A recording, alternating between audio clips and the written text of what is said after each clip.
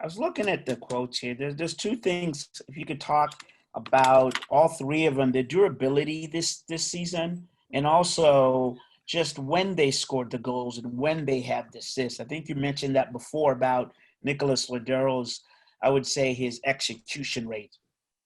I mean, Raul Diaz's execution rate. Sure. Happy to talk about that, Maz. But first, I just want to start off by saying it's nice to see all you folks out there. Some people with video on and some of you with just the names up there. It's nice to see all you folks. Maz, these guys, those three guys have, scored important goals for this club ever since they've been here. I can go back as late as Jordan's rookie year, 12 goals, a lot of important goals. We had Nico wanting to take the fifth penalty kick in the shootout in Toronto. Raul, ever since he got here, I mean, again, I always tell this story to people that want to listen. 2018, we had a really good year, good team.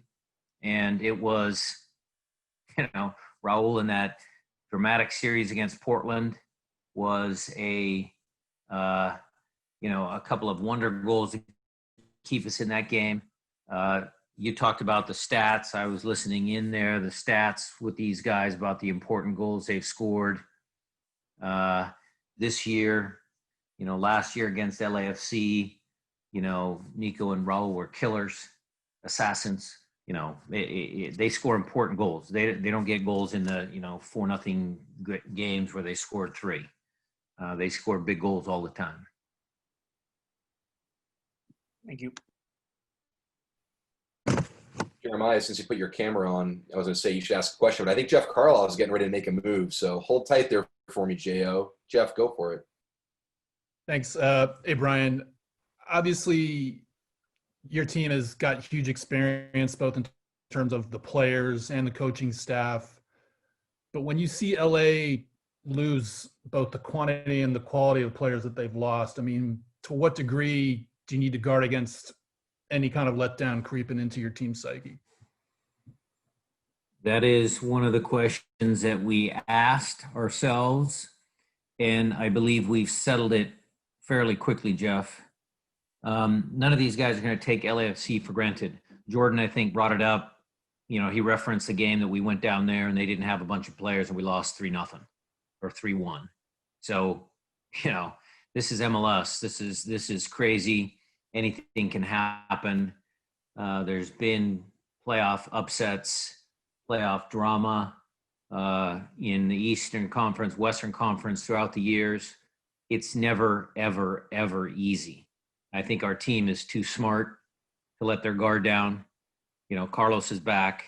I mean, Carlos can carry a team on his back. And you're going to have a, motivated LAFC team come up here and try and do what we did to them down there.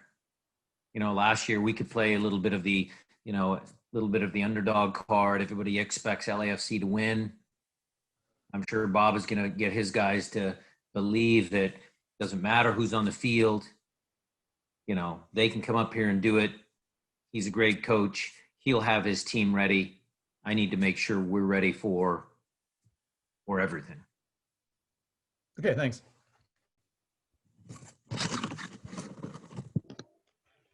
Hi, Brian. Wanted to see if you could give an update as far as Javier and Gustav and their likelihood to be able to play on Tuesday. Well, I think we mentioned that through the various media channels. Javier is in the COVID protocol, so he will not be available. But Gustav and Raul are available to play on the game on Tuesday. Go ahead, Jeremiah. Yeah, this is the first time the Sounders have ever had 3 players on a best 11. I don't know how you go about comparing one season's roster to another, but where does this roster rank? I mean, how do you even go about assessing that? Is that something you even think about?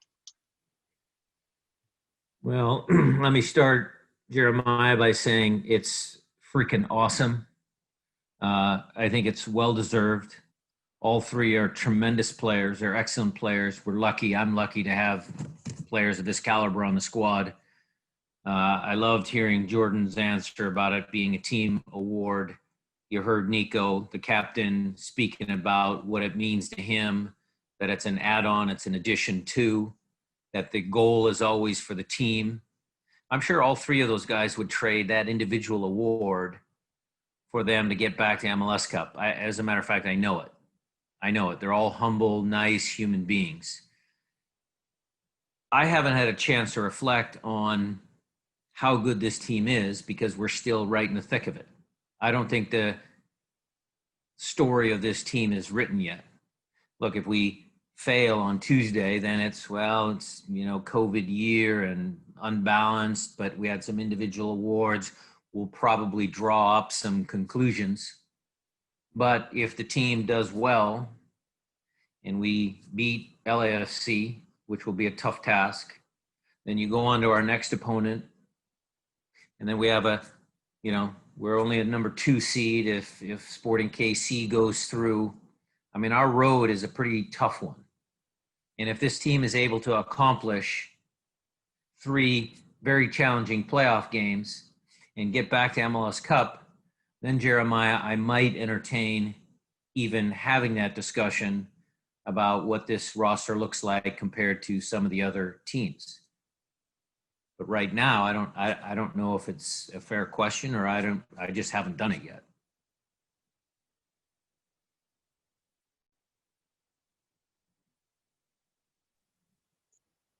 Other questions?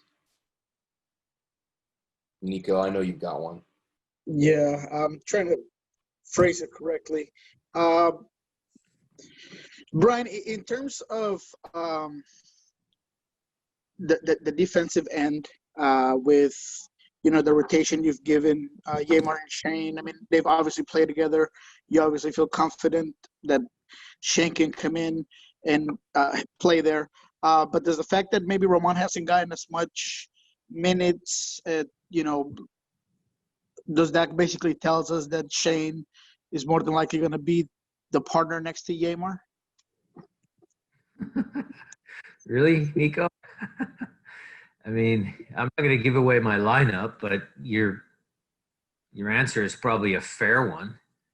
I mean, look, we brought Roman back because there were a stretch of games where, God forbid, there was an injury or something happened, he would be able to fill a very important role on the club. I'm also going to tell you that I have zero hesitation in bringing Roman in a game to close a game out. Sometimes when I switch to a 3-5-2, and again, that's an attacking formation, in my opinion, I have zero problem bringing Roman on. So if the game dictates or needs Roman, or something happens and I can't start some of the other center backs, Roman will be placed in the game, and I have every confidence in Roman's abilities. Perfect. Yeah, you kind of answered it. I mean, I was kind of trying to word it correctly. It was more in the terms of, what was the fact that maybe you didn't feel the necessity to bring in Roman to give him maybe a little bit more play time. Was that indicative of how comfortable you're with Shane O'Neill, or if it wasn't? But, you answered it well. Thank you. Other questions from the group? Nothing? Yeah, I Go for it. I got another one, Brian. I'm sure this is, well, I don't know. I won't presuppose anything. There's been a report out there that Gonzalo Pineda is interviewed or is potentially going to be interviewed for the DC United job. What can you just say about his evolution as a coach and, like what his future holds in that way? He is going to be, he already is a tremendous coach, but he is going to be a tremendous head coach one day, Jeremiah. I have every confidence in the world that that is going to happen. Whether it happens now, whether it happens down the road, I can't say. I certainly personally would love to have Gonzo here at the club, but I understand that if a offer presented itself, that he would obviously look at that and do what he thinks is best for himself in his career and for his family. I think it's a testament to having a good staff because look, Jimmy Traore is working on his UEFA Pro. Gonzo is in his UEFA A and he's getting that and he'll go for his UEFA Pro. Preki has been a MLS head coach, coach of the year. I mean, all three of those guys deserve opportunities to, further their careers or, restart their careers, whatever you want to call it. And, I am just so proud of Gonzo, so proud of Jimmy, two young guys that actually played for this club, that they've stayed here and that this actually means something to them. And they have been able to contribute in such a positive way. Jimmy started off helping Ezra Hendrickson with S2. And so his commitment to the club after he retired from being a player is commendable. Gonzo, took that year off to be a TV commentator, but he always knew he wanted to be a coach. And he followed through on that, desire, that wish. I am so glad that I offered him that job because it has been, a really, great find, a great coach to have here in the Seattle Sounders organization. Coach, there is another road again for the towards the MLS Cup, and taking into account the success that you have had since you took over the Seattle Sounders. What is your reflection when you are at home? Because for many of us might be easy to think that once again in the MLS Cup or in the road to the MLS Cup, taking into account your success, and there's many teams or many coaches that haven't had the opportunity to be in this position, and you had in a short period of time being in this position many times. Well, Felipe, I usually try and reflect after each year. Certainly when I'm retired from coaching, I'll look back on my career with, a different set of eyes, a different lens. I think I've seen some of you guys out there, some of your predictions for the East Coast Conference and West Coast Conference. So it's always interesting to kind of read and hear what other people think about your team. I'm always kind of a real pragmatic guy, though. I mean, I think that if you believe in something, if you work hard, if you work smart, because that's the important part, you have to work smart, you're always going to give yourself an opportunity to be successful. And being able to, have players like Nico, Raul, Jordan, Roman, Steph, Gustav, Christian, Kelvin, Brad, Nuhu. I mean, the whole group, I have been very fortunate to have a really tremendous group of players that I've been able to work with. And if you talk about the success, not just of this current edition, I mean, I have been fortunate enough to work with Clint Dempsey. I mean, that's a highlight, Felipe, that I will reflect on for many years to come. Just in an assistance role, but Obafemi was such a tremendous player. Casey, such a tremendous player. Youngberg, all of the guys that came through. Ozzy, I can't forget about Ozzy. I mean, he was the one that started us. I mean, I remember watching him when he played for Charleston, playing battles against, the team in the USL days. So I've been very lucky, very blessed to have good players, a good staff, a good organization behind me. And then, you fill that in with, working hard, working smart. I feel pretty blessed to be part of this club. And I wanted to ask about training, since media at least is not allowed out there. Has that allowed you to do anything differently or more freely, especially in a week like this when you're preparing for a playoff game? Jada, are you asking me if I don't have to hide my set pieces and starting lineup from all the top 9 reporters out there? Is that the question? It's partly, but yeah, but if there's more to it than that too. No. Our trainings have been the same. I mean, look, I love all you folks. I think you guys being away from training, Jordan said it, there's no fans. I actually enjoy seeing all of you face to face. I enjoy our interactions. I think the press here in Seattle does a good job of covering the team fairly. I mean, we're not always perfect. I can hold my hand up when I make mistakes. I think the team is not going to win every single game that it plays. And if there's criticism to be leveled at the coach or something, I accept that. And I do appreciate you guys coming out. And I think it's something that I will reflect back on, Felipe, as far as 2020 is concerned. And that's one of the things that I will miss, is that interaction with, the people that cover the team. You guys do an important role in spreading the message out as to who we are and what we're about.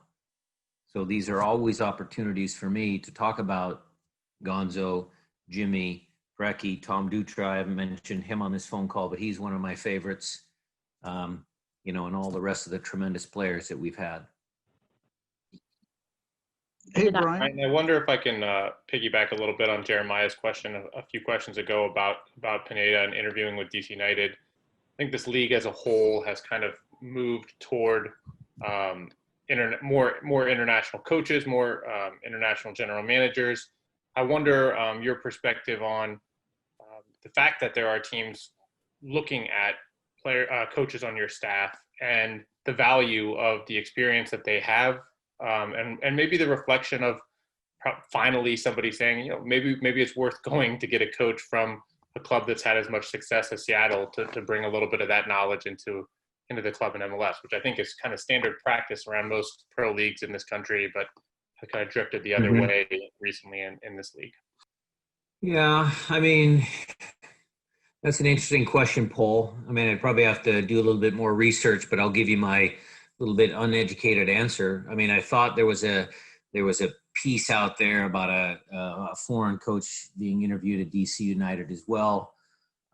Look, wherever MLS clubs and MLS owners, general managers, presidents, whoever are making those decisions, I think it's prudent that they look all over the world, because soccer is a world sport. I mean, we've had plenty of international coaches come in. Some have done well, some have done not so well. And so they're just looking at different options. I would say that the compliment that I get when DC United talks about, Gonzo, I take that personally, because I think we've done a good job as a staff. And I think I've been able to help Gonzo, develop some of his ideas and how he operates.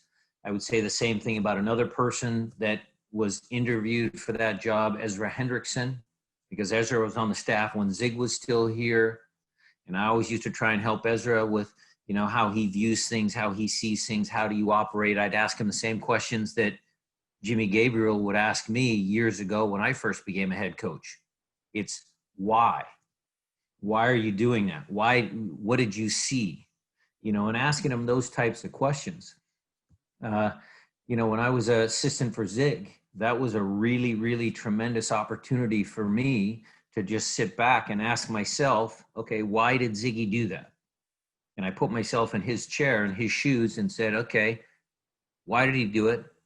How did he do it? What was the outcome? And those are valuable learning tools for, myself and for some of the other young coaches. I would be happy to see Gonzo. Well, Gonzo's going to get a job. Jimmy's going to get a job. They're going to get jobs. When it happens, how it happens, which team, which continent, which league, who's to say, Paul? But, I think they're gonna get their shot. And when they do, I hope I've had a little bit of piece, a part in helping them prepare so that they are successful as well.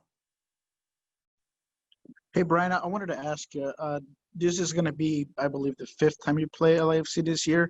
However, it's the first time you play them with Carlos Vela. How much does your preparation change, or how much importance do you give to the fact that Vela's going to be out there today? I mean, this time around. The same as we give, preparation about Bradley Wright Phillips or Rossi if he was playing in the 4 previous games, or Atuesta, or, whoever, Blessing. I mean, look, they have a talented team. And we are going to try and play the way we try and play. We're going to try and impart our tactics on them. But yes, of course, we're going to be aware of Carlos wherever he is on the field, wherever they line him up, and try and negate him as much as possible. But he is a tremendous player. And, sometimes you can't always prepare for everything, but we will do our best. Guys, You any mentioned, final question? just one last one, Alex, if you don't mind. You mentioned the craziness that is MLS, and especially I think MLS playoffs. I wonder just your thoughts of the craziness of the bracket when you get the 2 seed and you look at a path that could be LAFC, Portland, Sporting Kansas City in order to get to MLS Cup. Well, it's just karma, when we've had a couple of easier paths to the MLS Cup. I mean, it's just luck of the draw, chance, your standings. I mean, maybe we should have, maybe we shouldn't have dropped points to LAFC, or, we lost, look, our form, Paul, down the stretch wasn't great. Maybe a point here, another 3 points over here would have put us in first. So we have to bear that responsibility, and that's the way it is. So we accept it. I think you heard Nico very clearly, again, leader of the group, leader of the squad. It's going to be tough. It's going to be hard, but, they're not afraid. They have confidence. They know what it takes to win. Brian, real quick, how much importance or how much do you take how well guys did in their national team duties as they come in, particularly talking about, a guy like Raul, that perhaps things didn't quite go his way, and do you emphasize on a player like that, or do you just expect him to just know how to deal with that type of pressure and sometimes heavily criticism that he gets when he's with his national team? Well, that's out of my control, Nico. I'm sure it motivates Raul. I believe personally that Raul is a tremendous forward, a tremendous goal scorer, and a nice, humble man. You guys watch his, Instagram post when he's cutting bunnies out of the soccer net. I mean, you guys, he's a great guy. I love having him on the team.